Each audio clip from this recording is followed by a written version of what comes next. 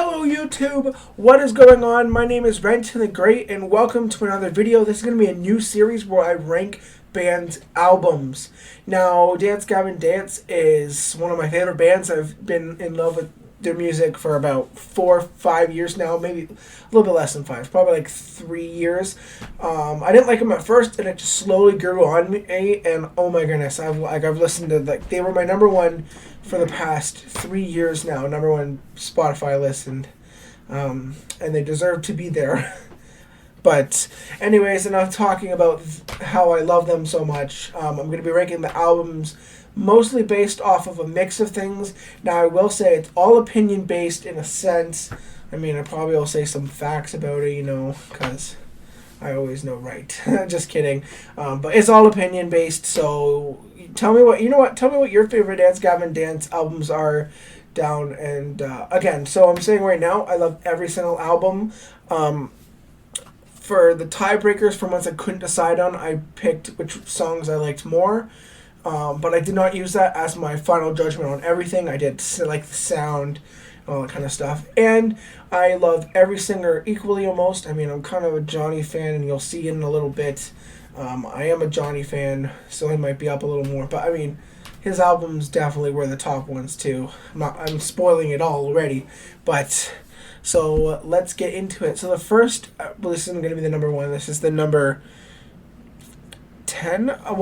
Oh yeah, I also have to point out that I am including whatever I say is Royal Ocean. I know it's not really an album, but like, it still counts as one to me because it's the same thing.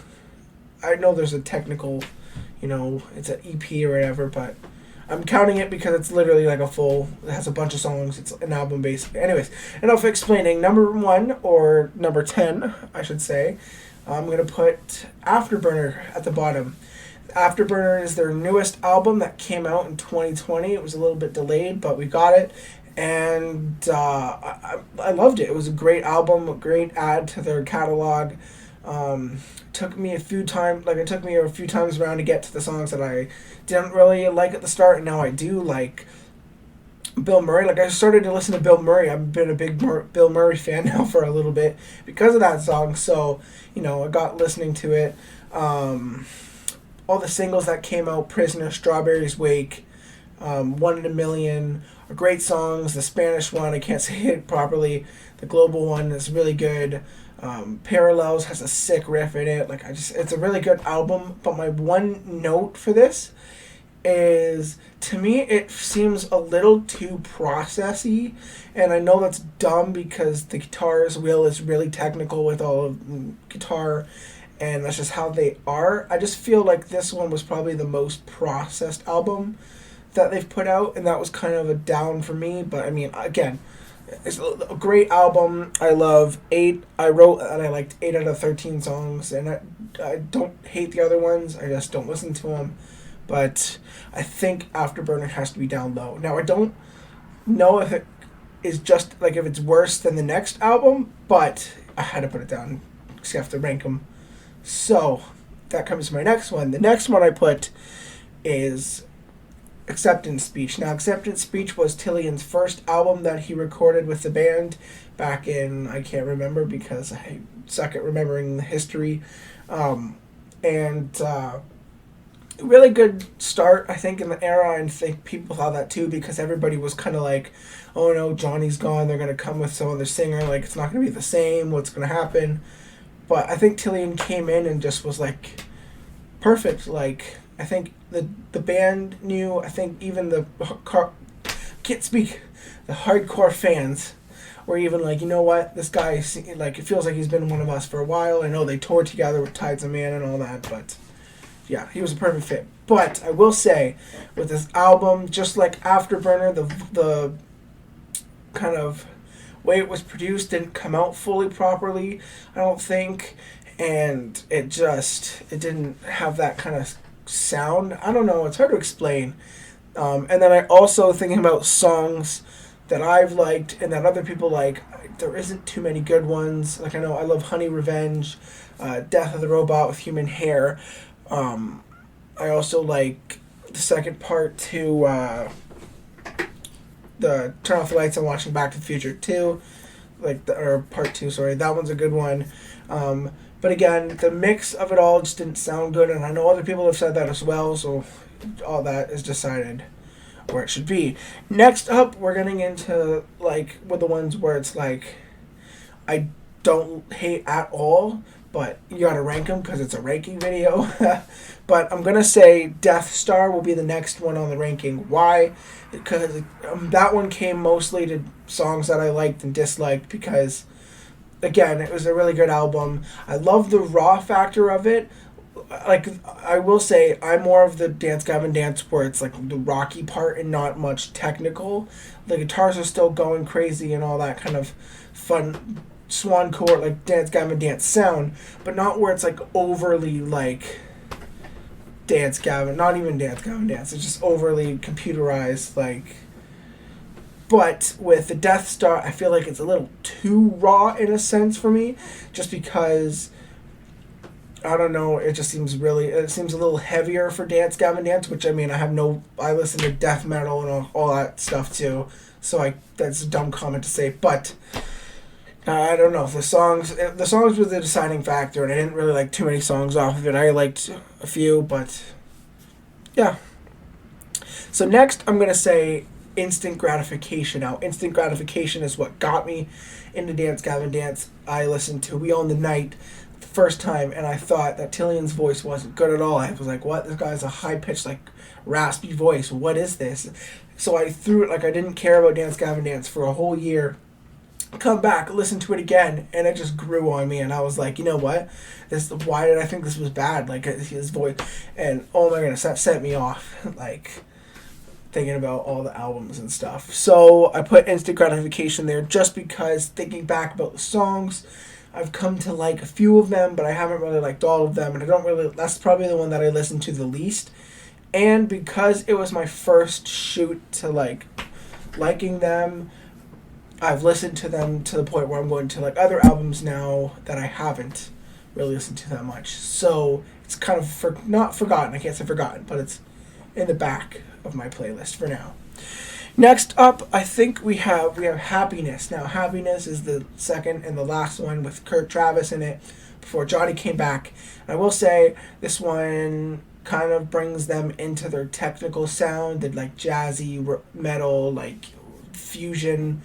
And this one's like really good. I think I can't even say out of the two Kurt eras because they're both two different sounding albums. I can't say which one's better, like in a set, like against them two because they're two different sounding.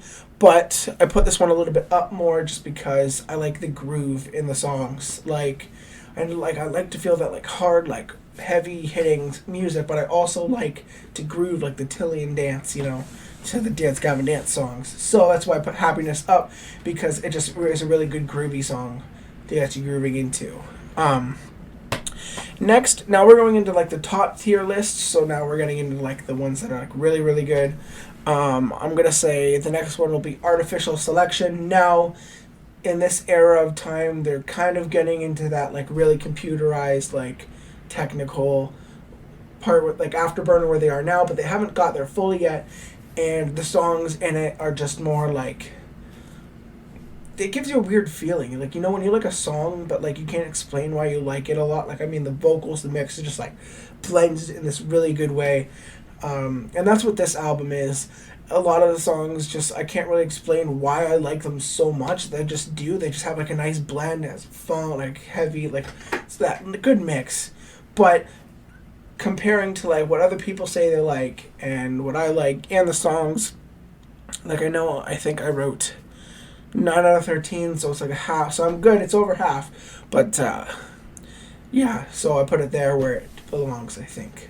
Next up this is really controversial, and I know you're probably going to be like, you're crazy, you're just overly Johnny fan, and I'm sorry, but I'm going to put whatever I say is Royal Ocean at this spot, and you're going to think that I'm nuts, and I'm sorry, but like the rawness of this EP, if you want to call it, I'm not going to say an album because it'll get people going off. This EP is just, I think, amazing from top to bottom. And while Johnny didn't find his voice in a sense, like I know in some songs like the Robot with Human Hair Part 2 and the lunch, I can't think of the name, Tidal Waves breakfast, lunch, dinner, whatever, his voice kind of goes to a point where it could be irritating to some people, but like I think the rawness of the sound and his vocals put together, to me, makes it really, like, I love every song. Like I like 5 out of 7 songs, and one of the songs that I didn't really like is the intro that has no, like, it's not a song, but you know it's a track on the album, on the EP, so you have to add it in with it. So I put it there. But again, I will listen to whatever I say. I was gonna get it on vinyl soon. I'd love for, like, I know they don't really care about that. They want to push it back in their history, and I'm sure Johnny doesn't care about anything Dance Gavin Dance anymore. But like, I don't know. This is probably my favorite album personally, but because I needed to be more technical with the choosing and ranking, I put this a little bit lower, but I had to put it up because I love it so much. Like, it's a really good album. Next up, we're going to have Downtown Battle Mountain 2. Now, this was the last one with Johnny Craig, and it was his first one coming back. His eras were, I wouldn't say the best eras, like touring-wise, hearing all the stories of the bad things he's done. But just looking at the art and the stuff they put out then, it's just magnificent. I think Downtown Battle Mountain 2 was like a big album. I think everybody can say that it was a great album. I don't think anybody can hate it other than Johnny Craig. And I mean, I don't like anything that he's done. I hate like all that, but this isn't about him. It's about Dance Gavin Dance. And I think this album that they made it was really good. I like a lot of their songs out of this album, 7 out of 11, so it's over half. The other ones are just, I'm trying to listen to. I got to get into them. I will get into them, don't worry. But, yes. So, I'm just going to say the first one because the second one, like, you want to know. Actually, no, I'm going to go second. The second one is going to be Mothership. And this is the one a few albums back, I think 2 albums back, with Tillian, and the big push up was, one, because I didn't want people to be like, you're just a Johnny fan, that's why you have all the Johnny ones at the top, but because looking at the song track, like the track list, I like 10 out of 12 songs, there's only 2 that I don't care for too much, and it's not that I don't like them, it's that I don't care for them too much, which is one of them is Chucky versus the Giant Tortoise, which I still think it's a good song. I just don't listen to it much. That's the only thing. And there's another one I forget. But I think this one's a really good sound. And while it is computer processy sound, but it's the Dance Gavin Dance sound, I think it's a really well mix of Tillian's vocals mixed with John Mess's vocals, unclean vocals, and it's a good mix. And I will say it's probably one of the only albums with a song that my mom likes, and I know my mom's not too into Dance Gavin Dance and the heavy stuff, but I've gotten her into Betrayed by the Game, and a few from Instant Gratification too, like We Own the Night and Death of a Strawberry, but she really likes Betrayed by the Game. That's the one she has on her playlist. So all that put together, and a lot of people say Mothership is their best album, and so thinking about people and me and all that, putting it together, I think Mothership really is one of their best albums, of course. Now, number 1, I think everybody knew this was going to happen. Maybe. I don't know. You might be thinking I'm unpredictable, but I mean, I probably was with that, whatever I say is Royal Ocean rank number. But number 1, I'm going to say, is Downtown Battle Mountain. And the reason why it's number 1 is not much because I like the album. I love it a lot, but because I think everyone can come together to say that it's one of their best albums. Now, whenever you look at, I'm like really in an emo post-hardcore phase right now because I never really got to do that in my 2000s. So I'm going back and looking at all these artists, and one album that I see on the playlist of post-hardcore emo, like more post-hardcore, but is their 2007 album, Downtown Battle Mountain. 2007, yeah, 2007, 6. I can't remember because I'm not smart. But I think Downtown Battle Mountain 2 was what got them like on the charts. It's what got them signed and all that. I think they really hit it off with the first album. It was really good. It was a step up from whatever I say is Royal Ocean, which, again, had that raw sound that wasn't really processed in a sense. This took the best of Johnny Craig's vocals and the best of the band, but made it a little more produced properly, and it just came out really well. And yeah, so that's kind of where I stand right now with my list. I hope you guys enjoyed this video. I'm going to be posting, the next band I'm going to be doing is Weezer, so make sure you like and comment a band that you want me to check out their discography. You can't say the word. And I'll rank their albums from worst to best. Again, this wasn't a worst to best, this was a best to best, just which one I liked more and what kind of factors. And all that. But again, please, thank you guys for watching. Please like and subscribe. I really want to grow this channel a little bit bigger. I want to start a career off of this. I don't know. All that stuff is going to be in another video. But, yeah, for now, I'm going to say goodbye and peace out. Into the great.